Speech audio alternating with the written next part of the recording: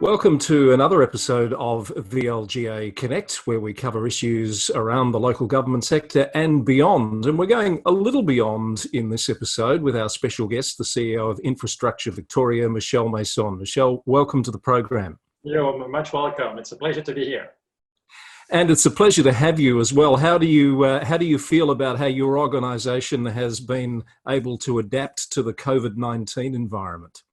Well, our Infrastructure Victoria has actually adjusted very well. We had work flexibility in our DNA, and before COVID, 70% of my colleagues had some sort of, work flexibility. So really transitioning, to home, which we did 1 week earlier than what the Victorian government recommended to do, was actually, fairly easy.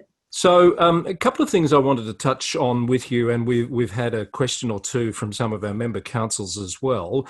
Really wanted to explore with you your thinking around how the role of Infrastructure Victoria might be coming to the fore during this particular time, but also might be adapting as we move beyond COVID-19. Have you spent some time thinking about how things might change as it pertains to your role? Absolutely, and I feel actually pretty buoyant about the next, 6 to 18 months, because a mentor of mine told me timing is not everything, timing is the only thing.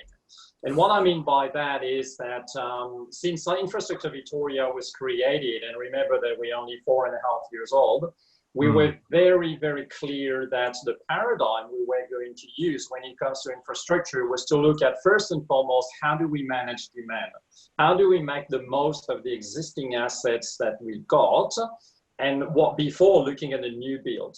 So whilst my colleagues are feverishly and very efficiently looking at how do we sustain the construction industry, how do we fast forward some projects in order to leverage on the new build for that stimulus on the infrastructure, and to ensure that we maximize our chances to see a quick and prompt and efficient recovery, Infrastructure Victoria is uniquely placed to look at how do we make the most of what we currently have. And more importantly, how do we analyze and identify those behavioral emerging trends? And we only have to look at, what we are doing differently now to see that there are some profound behavioral changes that really create some opportunities in respect of what do we continue to do, differently in the future, so that we make the most of the infrastructure that we have, and how do we leverage on those behavioral trends so that the demand on the infrastructure that we have is actually more efficient and more rational. And think, for instance, of spreading the peak time on public transport. So Infrastructure Victoria has really ramped up some short-term analysis around what are those reforms that we should, reconsider in light of those behavioral changes, which have, the way I put it, amended or significantly changed the social license to implement that complex policy reform. There's some ideas that were absolutely untouchable, 6 months ago, but clearly now, that all say never waste a crisis. There are some profound reforms that need to be looked at and brought back, forward on the agenda in order to make sure that we capitalize on those behavioral changes that we've all looked at. And some people will say, well, that's all jolly good, but, clearly what makes you think that, the time is right? Well, the extraordinary thing about this crisis is that a crisis breaks all rules. And what COVID has demonstrated is to make the unthinkable possible. 6 months ago, no one would have thought that we could all, in a span of a couple of weeks, transfer working from home. And I do acknowledge that it is pretty tough for some. But when you look at a bank, for instance, 40,000 of their people have actually moved, working from home. So not everyone will be willing to, work from home in the future, but some will. Not all of the companies will be willing to leave, you know, the CBD, but some will, and will start and are starting now considering doing in 3, 4, 5 buildings in the CBD, in light of the realization that in a span of a couple of weeks, we've actually collectively demonstrated that we could adjust very quickly to something completely different, and that we demonstrated collectively that we could harness, you know, that change and transform that into opportunities. So that's really where Infrastructure Victoria is going to concentrate in the next 6 to 18 months, creating new work through requests for advice from the government, but also looking at a different approach to the refresh of the 30-year infrastructure strategy, which we are very busy working on, with the release of the draft strategy in October of this year and the final strategy middle of next year. So some analysis recently that I've quoted a couple of times in interviews now is, you know, there's been something like 5 or 10 years worth of digital transformation work done in companies in the space of 90 days. And you've touched on some of the other things that are happened that wouldn't normally happen within that span of time. When you talk about reforms that perhaps need to be reconsidered or looked at in a new light, you mentioned public transport. Is that one, the way the use of public transport and the interaction with the transport network occurs? Is that one of them? And what other reforms do you have in mind near the top of the list there?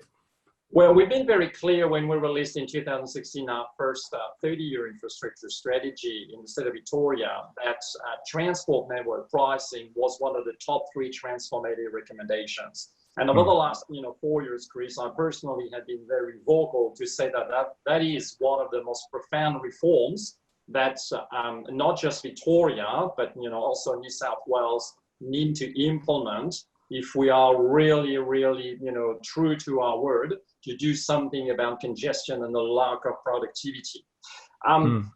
I think there's not a better time to actually put, this profound reform back on the agenda and back on the debate. And this is why we've released a couple of weeks ago a seminal, report on transport network pricing. Because when you think about it, pricing is nothing more than a piece of information that you provide to someone in order to make an informed decision as to how should I, adjust my behavior in front of this pricing. And when 6 months ago, we came out and said, do you really need to be on that road at that time? Or is there an alternative way that you could maybe travel? Could you use the public transport? And by the way, Chris, 2 important figures that we should remember. Prior to the COVID, 1 in 3 Australians or Victorians told us that they could actually make the trip at peak time at a different time. And 1 in 4 told us that they could actually drop the car and use already today an alternative mode of transport. Well, fast forward the behavioral change that we are witnessing today. We are asking ourselves, is this trip essential? Do I need to be out? Is there a different way that I can actually go to my whereabouts? So there is absolutely the right opportunity to make sure that this reform is being considered by the Victorian government, that we give ourselves collectively the means to give it a go, give it a try, one way or the other, because experience in other jurisdictions show that people were reluctant, they tried it, and then, wanted more of it. So that we make sure that at a time when we are likely, for some, to prefer to use our car rather than to go on the public transport, it is not only unattractive, but it is unnecessary to consider a future that is going to be a copycat of what we've experienced on the roads in the past. And it's not just in the roads, it's also on the public transport and how we consider parking. Does it concern you? Some people are saying, and I think some of your material has suggested, that when we come out of COVID-19, there'll be a nervousness about public transport because of physical distancing type concerns, and people might be more inclined to use their cars than they were before COVID-19. Does that invalidate some of your thinking, or are you surprised at all by that? It definitely does not invalidate some of our thinking, and one of the reasons why we are so strong on pushing that transport network pricing reform, which in essence basically means that we would get rid of all of the upfront road charges, like your registration and stamp duty, and the public transport fares, and replace that by something that reflects distance charging, but also with a cordon charge, for the CBD. So you would be entirely in control of when and where you are on the road. So the point you made is absolutely right. We're likely to see short term more people using their cars because of fear of the public transport. And I would like to take that opportunity to pay respect to my colleagues at the Department of Transport and Jérôme in particular, who are doing an extraordinary work at the moment to try to see what measures need to be taken so that the public transport can continue to run. And let's be clear that it continue to run a normal services during the whole COVID, because not everyone will be able to hop on the car. Not everyone will be able to afford the parking. So public transport will continue to have a significant role to play. But there is very clearly the need to seize the moment and look at such a profound reform as the transport network pricing to really see how we can give it a go and ensure that we collectively give ourselves all of the means to avoid, coming to a future that really is like, we've seen in the past. The signals, Michel, coming from government are that to recover from COVID-19, we're going to essentially build our way out of it through stimulus projects in many respects. So we've had these big build projects that are committed. We've had the Building Recovery Task Force, which is obviously looking at fast-tracking certain developments. Does that create an opportunity, or does that hinder your argument about fully exploring the network pricing concept? So the new build and the making the most of the existing assets are absolutely non-antinomic. They should run, in parallel. We strongly support the momentum around maintaining the activity on the new build. And let's be very clear, some of those major projects, which are not linked to COVID and stimulus, but are cross-generational, like the Metro Tunnel, like the Westgate Tunnel, like the Northeast Link, like the Airport Rail Link, these projects should absolutely continue. And the government is absolutely right to maintain, the momentum on those. It's very easy to be very focused on what do we need to do in the next 18 months to get out of that crisis. But we should not lose sight, and Infrastructure Victoria, again, is uniquely placed in, maintaining that focus for the long term, that we need to continue the momentum today for what will be necessary in 10, 20, and 30 years' time. And even though we're likely to see a natural and logical drop in the population growth through reduction of, tourism, education, and immigration, it is very clear that if you look at, in 5 or 10 years' time, this will be, a thing of the past. So I absolutely applaud the focus and the consistency on how do we maintain that economic activity, and in parallel, but not in the same time frame, we should really look at how do we do things differently? How do we capitalize on those behavioral emerging trends? And what are those profound reforms in a fiscally constrained environment, which are absolutely right to be considered, debated, and actioned upon in a courageous way by the Victorian government, which is clearly in a state of mind of let's not waste a crisis and let's leverage on the momentum to make sure that we do not regret that window where we could have actually done much more. We could explore that much more, but time is an issue. So we might have to book you for a return visit, Michel, if you don't mind. I've got a couple of questions, or a multi-part question that's come from one of our member councils in the regions, and it's around Infrastructure Victoria's role in advocating for funding as part of the economic stimulus that we've been talking about, with a regional focus. So things like affordable housing, better digital connectivity outside of the metropolitan areas, and perhaps community hubs for disadvantaged rural communities. Are those aims that are part of your platform that you're advocating for when you meet with decision makers around government? So I can definitely reassure your members that those, 3 elements that you've mentioned are absolutely at the core our consideration. More social housing was one of the top 3 transformative recommendations that we had in 2016. And there is absolutely no doubt that social housing absolutely qualifies as one of the candidates in the context of the stimulus that we've discussed, and more construction activity. So we will continue to push very strongly on that. The digital connectivity in the regions, again, has been a very strong theme in 2016 and continues to be a theme in the work that Ivy has done. And I'd like to take that opportunity to thank your members for the submissions that they shared with us, and the roundtables that we organized in the context of the focus on the regions that we have in the refresh of the 30-year strategy, looking at what are the comparative advantages, the strength of the regions that need to be harnessed and invested upon more in terms of infrastructure, but also what are the disadvantages that they're facing and which we want to call out in the context of the refresh of the strategy.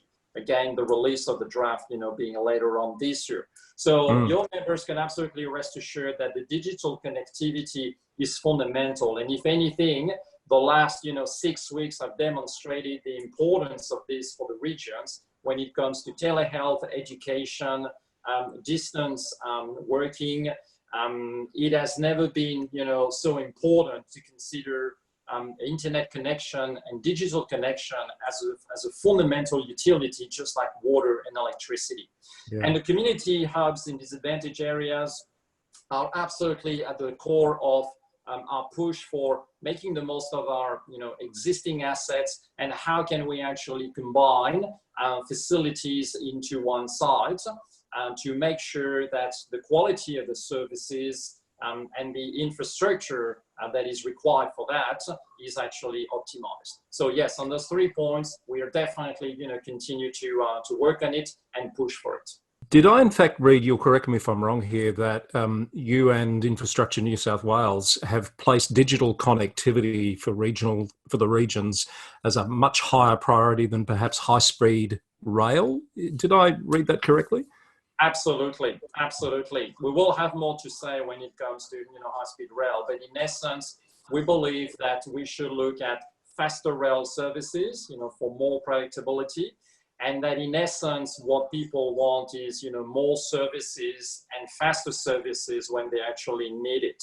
When it comes to the idea of a high-speed rail, think the TGV, the French TGV, especially between Melbourne and Sydney, we've been very clear that the first step was to identify the corridor and preserve the corridors to enable the future generations to have the ability to work on this.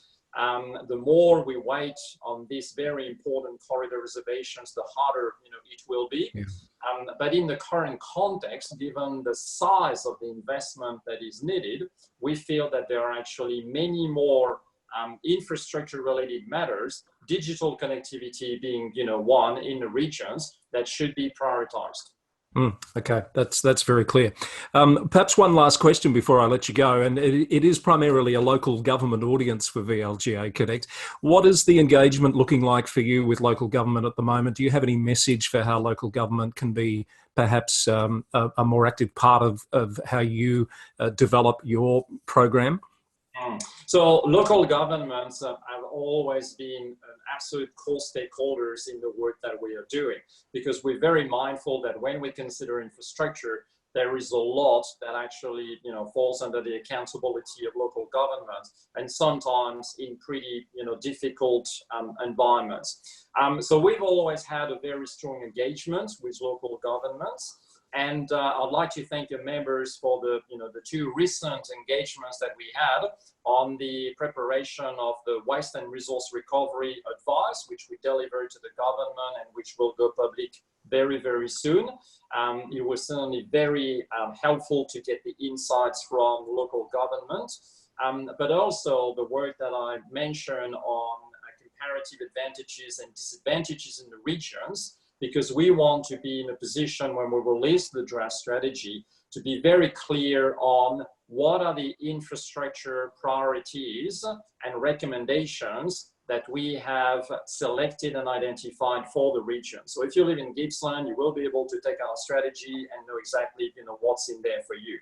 So very happy with the level of engagement that we've had. And the key message to your members is that I look forward to a continuation of that constructive dialogue. We will have other opportunities, in the next 6 to 12 months to come back and share, our work, and always invite that authentic and true engagement that I hope your members recognize as a trademark of Infrastructure Victoria.